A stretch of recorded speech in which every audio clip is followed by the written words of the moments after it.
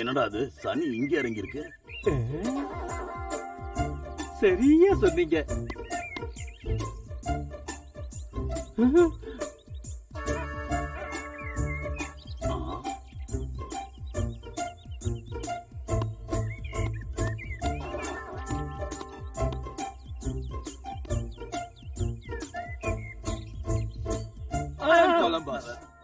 Doctor Columbus சிங்கப்பூர்ல இருந்து இறங்கி இருக்க. கடல் கடந்து வந்திருக்கேன்னு உன் ட்ரெஸ்ஸ பார்த்தாலே தெரியுது. ஆமா, நீ யாரு? சரியா 15 years பேக் உங்க மருமக சொக்கலிங்கம் உங்ககிட்ட உத வாங்கிட்டு கோவத்தோட ஊரை விட்டு ஓடி போயிட்டான். ஞாபகம் இருக்கா டிராமா மாமா? அட சொக்கலிங்கம், நீயா? தொப்பி போட்டோம்னா லுக்கே மாறிடுச்சு. நான் தொப்பி போட்ட ஆஃப்டர் ஆல் நீ மட்டும் இல்ல, அயல் நாட்டுக்காரங்களே அசந்து போயிட்டாங்க. தம்பி, சிங்கப்பூர்னு சொல்ற போட்ட ட்ரெஸ் கழட்டாம பொம்மையாட்ட வந்து நிக்கிற மேஜிக் காராலா நீ? இப்ப நான் ஜெகந்தால ஐடியா கம்பெனி வச்சிருக்கேன். ரேடியோ கம்பெனியா? பாக்கெட் ரேடியோ தானே? ரேடியோவும் இல்ல வீடியோவும் இல்ல, ஐடியா. அப்படின்னா பிளான். பிளான் பிளான்னா எந்த பிரச்சனைக்கும் ஒரு தரம் பிச்சுக்கிட்டா போதும், பிரச்சனைக்கு பதில் ஆட்டோமேட்டிக்கா வந்து சேரும். Now coming to the point. வெங்காயம் உதவியால கேன்சர் போக்குறது எப்படி? கரண்ட் இல்லாம லைட் எரிய வைக்கிறது எப்படி? பொண்டாட்டி இல்லாம புள்ள பறக்க வைக்கிறது எப்படி? இதுல என்னப்பா இருக்கு? யாராவது ஒருத்தர் வச்சுக்கிட்டா சரிதான். நாம வச்சிருக்கிற விஷயம் ஜெகண்டா வரைக்கும் தெரியணுமா என்ன? நீ சொல்லுப்பா. வேலையே இல்லாம சம்பாதிக்கிறது எப்படி? சம்பாதிக்காம வேலை செய்யறது எப்படி? இங்க பாருங்க, பின்னில இருந்து ஆட்டம் பாம் வரைக்கும் சகல விஷயங்களையும் ரிசர்ச் பண்ணி புத்தகமா எழுதி தள்ளி இருக்கேன். மலேசியா விமானம் பறக்கும் போது பஞ்சர் ஆனதுனால இங்க இறங்கி இருக்கேன். பை தி பை, உங்களுக்கு ஏதாவது ஐடியா வேணுமா? யோ ஜோசியம், நம்ம பிரச்சனைக்கு ஏதாவது ஐடியா சொல்லுவானயா? பதில் வராதுங்க. பையன் என்னவோ பேச்சுல கில்லாடுது, ஆனா பதில் மட்டும் வராது. அட விளக்கமா சொல்லியா? பாருங்க, சரியில்லைங்க. நாம கேட்ட கொஞ்சம் கிழக்கு பக்கமா திருப்பி வச்சா தூக்கி போட்டு மிதிச்சிடுவேன். கேட்ட பத்தி பேசினா கேட்ல இருக்கிற பூட்டை எடுத்து உன் வாயில வச்சு அடைச்சிடுவேன். அப்படியெல்லாம் சொல்லாதீங்க தம்பி. குளிச்சிட்டு எரும தயிரை போட்டு பழையத சாப்பிட்டு வா. Thank you. Just a minute. Vasco டிகாமா.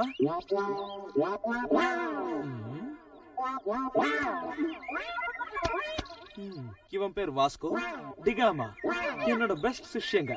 இந்த புத்தகம் கூட நான் தான் எழுதினேன், டாக்கு ஐடியாஸ். இதுக்கு நோபல் பிரைஸ் தரேன்னு கொரியால கம்பல் பண்ணாங்க, ஆனா நான் தான் அதை வேணான்னு சொல்லிட்டேன். பையனை நம்பலாம், அவன் காது கூட.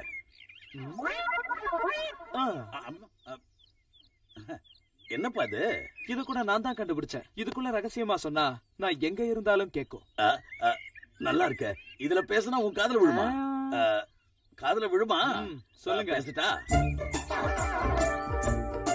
விழுந்துச்சா? Carry on. Carry on.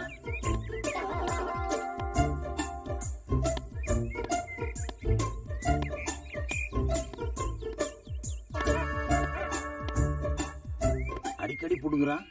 உங்க பிரச்சனைக்கு பரிகாரம் என்னன்னா, ஜோதியை யாராவது டூமரு செய்யணும். டூமருனா ரேப், ரேப்னா மானபங்கம். ஜோதிய டூமரு செஞ்சா கர்ப்பம் ஆயிடுவா. ராம் பிரபு இங்க இருந்து போயிடுவான். ஒருவேளை லட்சியவாதியா அவளை மேரேஜ் பண்ண நினைச்சா, இது பாரத தேசம், அதுக்கு உங்க கல்ச்சரும் ஒத்துக்காது, ஜோதியும் ஒத்துக்க மாட்டா. That's all. எடு 5000. 5000? Yes, just 5000. அதுவும் உங்களுக்காக. Please. சரி, டூமர் செய்யறது யாரு? ஏன் சிகாமணி? என்னால முடியாதுங்க. ஒரு நினைப்பாங்க, வேற ஆளை ஏற்பாடு பண்ண. போகட்டும், ஒரு 10,000 கொடுத்தீங்கன்னா நானே. தம்பி சொக்கலிங்க, நீ செய்வ மாமா. இது எனக்கு 116வது டூமர். எஸ், என்ன ஆசீர்வாதம் பண்ணுங்க. ஏய் கொலம்பஸ், என் வாழ்க்கையில நான் டூமர் செய்யலனாலும் நீ டூமர் செய்ய போறத நினைச்சு நான் ரொம்ப சந்தோஷப்படுறேன்டா. எழுந்துரு. இனியும் 116 டூமர் செய்யணும்னு நான் வாழ்த்துறேன்டா. வேகமா போய் லாபமா வா. ஐயா, டூமர் முடிஞ்சது நமக்கு எல்லாம் லாபம் தான். சமயத்திலிருந்து ராம் பிரபு ஊர்ல இல்லாம போனது நமக்கு நல்ல லாபம் தான்.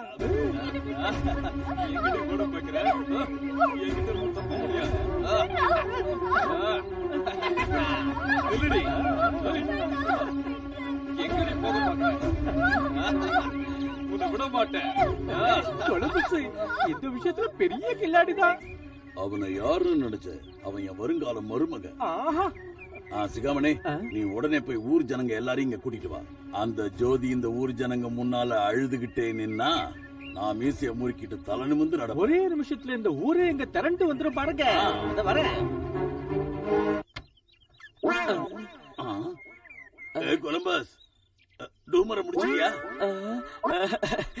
சக்சஸ். மெதுவா மெதுவா.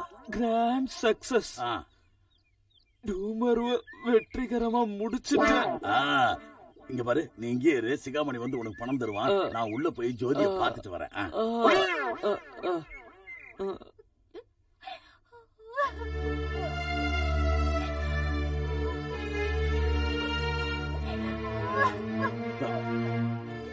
ஐயோ, என்ன கொடுமை நடந்து போச்சுமா.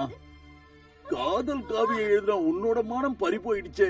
இனி கண்ணீர் விட்டு கதறி என்ன பிரயோஜனம்? நடக்க கூடாதெல்லாம் நடந்துருச்சே. கவலைப்படாதம்மா, நாளைக்கே அவன் கையால உன் கழுத்துல 3 முடிச்சு போட வைக்கிறேன்.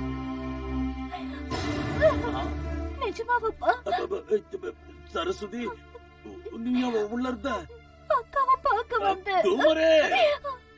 வாங்க. இந்த விஷயம் ஊரு பூரா தெரிஞ்சு போயிடுச்சு. இப்ப செய்ய வேண்டியது சரஸ்வதிக்கு கல்யாணம். இவனை விட்டுடாதீங்க. போங்கய்யா போங்க.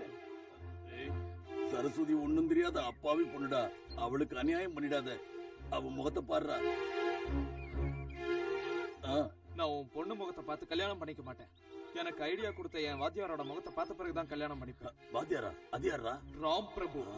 ராம் பிரபு.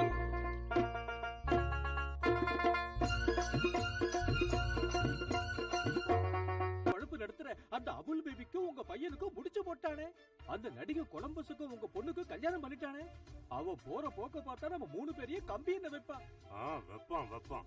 என்னைக்காவது ஒரு நாள் நம்ம கையில மாட்டாமலா போவான்.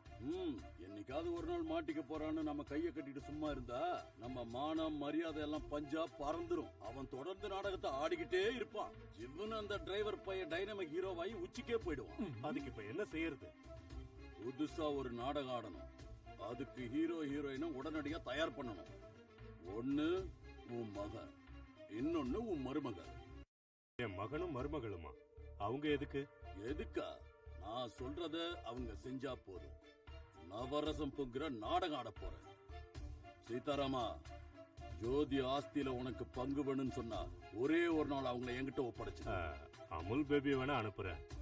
என் பையன் எதுக்கு? உன் பையன் பக்கத்துல இல்லைன்னா அமுல் பேபி நடிக்காது, நாடகமும் களை கட்டாது. சரி. ஆனா என் பையனுக்கு மட்டும் எந்த ஆபத்தும் வரக்கூடாது. அவ்வளவு தூரம் நீ எனக்கு சொல்லணுமா மச்சான்? ஜோசிய பிரகாரம் சொல்ல போனா குருவும் சுக்கிரனும் என் வீட்டுல சந்திச்சு பேசுறது என் தொழிலுக்கு ரொம்ப பெருமைங்க. என்னங்க ஒரு சின்ன பொய் சொன்னா நமக்கு 50,000 கிடைக்கும். என்னது 50,000? ஒரு பொய் சொல்ல 50,000?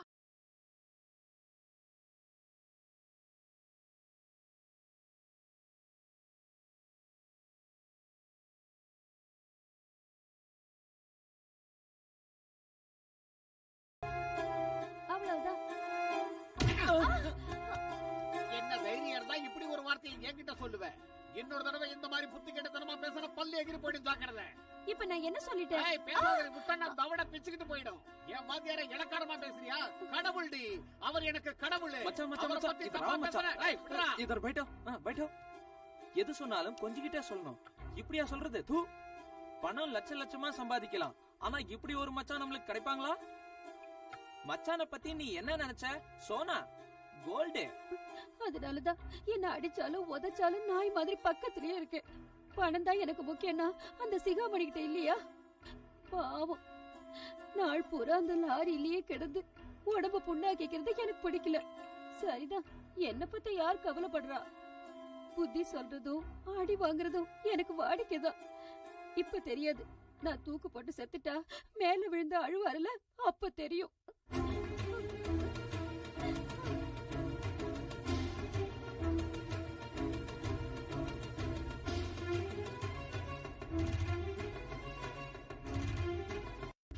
ஒரு தடவை அந்த கிணத்துக்குள்ள பாரு.